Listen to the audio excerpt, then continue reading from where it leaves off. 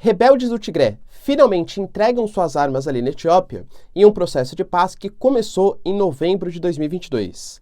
Lembrando que esse, junto com alguns outros também, é o pior conflito. A gente pouco fala, né? Porque infelizmente a Etiópia, ela não tem tanta importância econômica e geopolítica internacional, então possivelmente você nem ouve falar muito nos telejornais, mas é uma das piores crises humanitárias contemporâneas e iniciou um processo de paz no final do ano passado. A notícia positiva é essa, claro, a entrega de armas, mas existem algumas notícias também negativas, porque nem tudo são flores, inclusive com a presença de membros da Eritreia, do exército da Eritreia, que também pode estar abusando ali dos direitos humanos. O ministro da Defesa ucraniano garante que a Ucrânia já pertence, é um membro de fato da OTAN. Vamos tentar entender melhor por que ele falou isso, embora eu discorde bastante, já vou falar para vocês as minhas posições.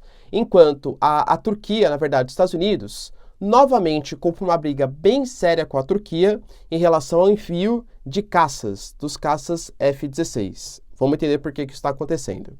E para finalizar o nosso vídeo, denúncia séria, mas a gente sabe, pessoal, faz parte dessa guerra híbrida, dessa guerra de informações. A embaixada russa, localizada no Reino Unido, denuncia o uso de armas químicas num futuro próximo por parte dos ucranianos. Se vocês querem entender um pouco mais do que eu estou falando, e muito mais também sobre geografia, geopolítica, atualidades, política, polêmicas, enfim. Tudo para você se manter sempre bem atualizado. Já se inscreve no canal, deixa seu like, compartilha esse vídeo, que eu, professor Ricardo, conto muito com a sua ajuda. Belezinha? Pessoal, para quem não me segue ainda no Instagram, hein? @prof_Ricardo Marcílio, me segue lá que é super importante.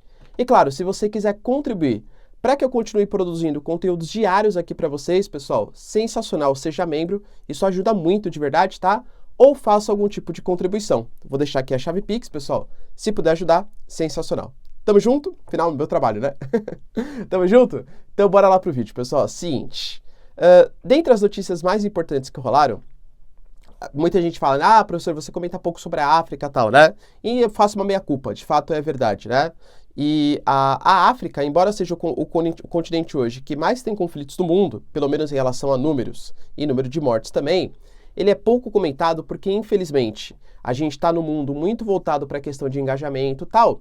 E a África, geopoliticamente falando, embora tenha aumentado sua relevância nos últimos tempos, com a Rússia procurando estabelecer relações, até o Biden, por exemplo, fazendo uma visita e prometendo que a União Africana vai participar do G20, e a China, que desde os anos 2000 aumenta os seus investimentos de maneira significativa na China, em busca de influência geopolítica, minérios mais baratos, a África ainda ela está meio que excluída dessa ordem geopolítica internacional.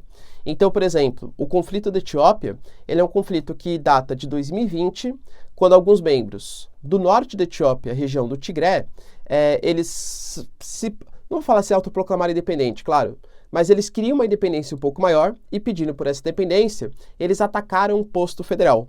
O exército etíope, então, começou a combater essas tropas do Tigré e aí sim o Tigré quis se valer como um movimento separatista. Isso mobilizou, para vocês terem uma noção, até o exército de países vizinhos, como por exemplo a Eritreia, que foi ajudar o governo da Etiópia. E dentre todos os conflitos ali, né, os 2 anos que se passaram, a gente tem, pessoal, 500 mil mortes estimadas. É claro que o número não é tão preciso, porque a gente não sabe exatamente, né, se os dados eles são totalmente verídicos. Foi assinado, em novembro do ano passado, um cessar-fogo, um acordo de paz. E nesse acordo de paz, há mais autonomia, inclusive com financiamentos ali da União Europeia, na casa dos milhões de euros, por exemplo, para reconstrução de infraestrutura e tal, para os povos do Tigré, e o Tigré daria suas armas para o governo etíope. Sensacional acordo de paz, claro, tá? Só que as tropas da Eritreia, por exemplo, ainda continuam no país, inclusive com gravíssimas denúncias de desrespeito aos direitos humanos. Abuso, nem posso falar no YouTube essas coisas, né? Mas, né, em questões não posso falar, suais, tá? Que acontece ali no país.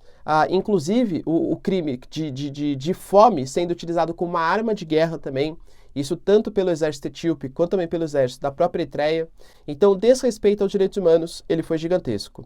A União Africana foi a grande responsável por mediar essa situação. E, inclusive, a Eritreia reclama que ela não foi ouvida como ela achava que deveria ter sido para fazer a negociação desse processo de paz. A União Africana, inclusive, que tende a solucionar nessas questões geopolíticas, é para isso, na prática, que ela serve, que está pedindo, nesse momento, uma cadeira no Conselho de Segurança Permanente da ONU, alegando que a ONU muitas vezes tem o poder, mas se recusa a fazer importantes votações, importantes intervenções, porque geopoliticamente não interessa. Então, se a África, a União Africana, tivesse uma cadeira no Conselho de Segurança Permanente da ONU, a África seria mais ouvida nessas questões geopolíticas contemporâneas. Quero saber sua opinião, galera. Você apoia que a União Africana, ou um país africano escolhido pela África mesmo, né, pelos outros países africanos, tem uma cadeira no Conselho de Segurança Permanente da ONU? O que você pensa? Eu, Ricardo, particularmente, acho bastante interessante, tá? Outra notícia importante também, que circulou no mundo, está ligado a uma declaração bastante polêmica do ministro da Defesa da Ucrânia. Ele garantiu que a Ucrânia já é um membro de fato da OTAN, tá? Ele falou que juridicamente não é, mas que de fato já é. E por que ele está falando isso? Porque quando você pega a OTAN, principalmente nos últimos meses, né, desde a contraofensiva ucraniana e tal, a OTAN começou a mandar, a partir dos seus membros, equipamentos, blindados, mísseis, munições. Cara, tudo foi mandado com muito mais ênfase, inclusive agora o Leopard, né, vai ser mandado. A gente tem, por exemplo, outros blindados aí da França, por exemplo, blindados vão ser mandados. Isso tudo na forma de ajuda ao território ucraniano, o que só seria feito se a Ucrânia fizesse parte da OTAN, tá? Inclusive ele falou que juridicamente a Ucrânia não faz parte nesse momento, mas que não foi, é uma questão assim de pouco tempo até isso resolver. Eu particularmente não concordo. Por quê? Vamos lá, ó. Tá dentro das previsões da OTAN que só pode fazer parte um novo membro se tiver o aceite consensual de todos os outros membros. A gente sabe que, por exemplo, a Turquia possivelmente colocaria grandes dificuldades para a Ucrânia entrar. A Turquia, vamos falar até um futuro próximo aqui no vídeo, ela tem discordâncias com o mundo ocidental, ela tem uma relativa proximidade atual com os russos, então não sei se a Turquia aceitaria. Fora que está dentro da previsão da própria Ucrânia, da própria OTAN, perdão, que só podem entrar países que não estão em situação de guerra ou que não tenham movimentos separatistas. E é óbvio, pessoal, que a Ucrânia não cumpre nenhuma dessas duas condições, tá? Além do que, a Ucrânia é vizinho da Rússia e existe uma grande chance de mais conflitos acontecerem no futuro. Caso a Ucrânia faça parte da OTAN, um possível ataque à Ucrânia significaria, pelo artigo 5º da Constituição da própria organização, que todos os países teriam que se mobilizar para atacar os russos. Será que vale a pena comprar essa briga pela Ucrânia? Pessoal, lembrando que a OTAN, ela tem os seus membros plenos, claro, e tem alguns membros que eles chamam membros mais próximos aí, tá? São 9 países, colocando a lista para vocês. Nem nesses membros a Ucrânia tá. Então é óbvio que existe ajuda, tal, beleza, mas eu acho que é um pouco de inocência, ou, não sei se inocência, porque o cara é ministro da Defesa, mas ser inocente, né? Mas pelo menos uma tentativa, assim, de fazer com que a OTAN se mobilize ainda mais para ajudar os ucranianos. O Zelensky falou isso no Globo de Ouro. A gente está tendo, pessoal, nesse momento, a Ucrânia não confirma, tá? Mas o próprio Reino Unido já falou que sim, a Rússia garante, né, tal, que Soledar e Bakhmut, que são 2 cidades muito estratégicas na região de Donetsk, elas já foram conquistados com muita ajuda do grupo Wagner, que era um grupo de mercenários liderado pelo Prigozhin, que é um oligarca, um empresário, né, associado aí ao governo Putin. Então não foi o exército da Rússia, mas foi o exército de mercenário muito ligado ao Putin. É uma vitória estratégica. Eu diria para vocês que talvez desde o contra-ataque ucraniano, a partir do segundo semestre do ano passado, é a primeira grande vitória que a Rússia tem. E isso pode dar um novo ânimo para novos conflitos aí, para novos avanços da Rússia, e é claro que isso preocupa muitos ucranianos. Um senador dos Estados Unidos, conhecido como Menendez, típico ali, tá? Aliás, que também participa da Câmara, pessoal, de Relações Exteriores do país, né? Da Câmara, não, perdão, mas das Relações Exteriores do país, ele disse que se recusa a vender caças aos turcos, tá? A gente tem que lembrar, pessoal, que a Turquia é um país muito estratégico, tem muitos recursos minerais, é um país que está bem na fronteira entre mundo ocidental e mundo oriental, é até um país bicontinental, né? Pertence à Europa e à Ásia. Liga o Mar Negro, por exemplo, ao Mar Mediterrâneo, Estreito de Bósforo, Dardanelos, tem uma posição geopolítica muito importante e tem relação com os dois lados. Pessoal, a Turquia, vamos imaginar que, por exemplo, a guerra civil da Síria, poxa, sabe o que impediu que mais refugiados sírios fossem para a União Europeia? A Turquia, que arcou, entre aspas, aí, com esses refugiados, tá? Então a Turquia ela tem um papel geográfico e geopolítico super significativo. E a Turquia da década de 90 era uma Turquia que tentava se ocidentalizar, é fato, só que era um pouco desprezada pelos Estados Unidos, pela União Europeia. Inclusive a Turquia sempre quis fazer parte da União Europeia e sempre foi negado pelo bloco europeu, alegando que a Turquia não respeitava os direitos humanos e tinha conflitos com a Grécia. Na prática, vamos ser breve aqui, ó, porque tinha muito muçulmano, é um país muito populoso, e os europeus não querem que o parlamento europeu seja ocupado por muçulmanos turcos, tá? Vamos ser bem simples aqui, bem direto com vocês, tá? Então a Turquia, depois do governo Erdogan, cara, vários respeitam aos direitos humanos, tal, não estou discutindo isso, mas geopoliticamente está se posicionando de maneira mais forte.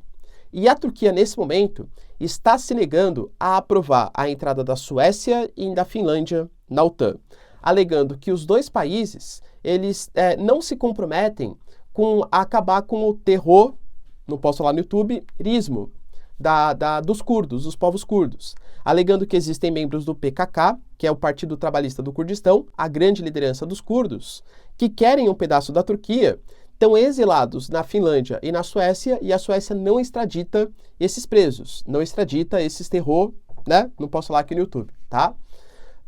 Então a Turquia não aceita, e se um membro da OTAN não aceita, Suécia e Finlândia ficam emperradas no seu processo de aceite nessa organização militar. Pois seria muito estratégico para a OTAN ter a Finlândia, que faz fronteira com a Rússia, né, mais de 1.000 quilômetros de fronteira, pertencente à OTAN. Talvez deslocamento de algumas armas, mais algumas ameaças. Entende que seria muito estratégico para a OTAN? E a Turquia se nega a isso. Além do que, a Turquia ela vem comprando muita briga recentemente agora com os gregos novamente. Disputa por áreas marítimas, por ilhas, espaços de pesca, e a Grécia é um país da União Europeia, consequentemente do lado geopolítico ocidental da força.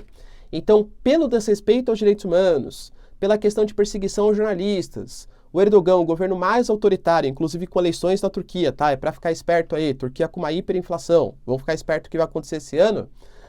O senador americano garantiu que esses caças não podem ser vendidos aos turcos enquanto os turcos não abrirem mão, não negociarem melhor com o mundo ocidental.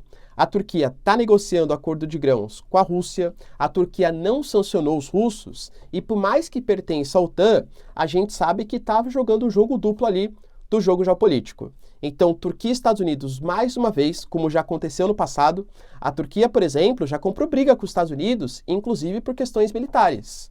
A Turquia, quando comprou um sistema de defesa dos russos, os Estados Unidos sancionaram os turcos, se recusando a vender equipamentos aos turcos, tá?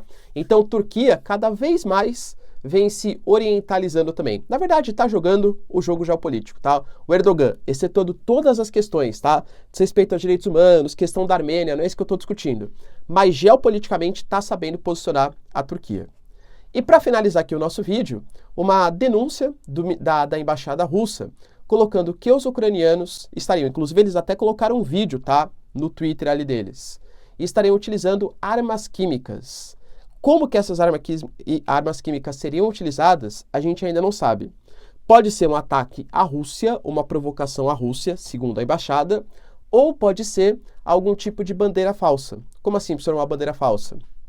A Ucrânia joga essa arma química no seu próprio território, alega que foram os russos que fizeram esse ataque e obrigam membros da OTAN, dos países e tal, a atacarem os russos. Porque, segundo o vídeo, existe ali um elemento chamado de fosfogênio.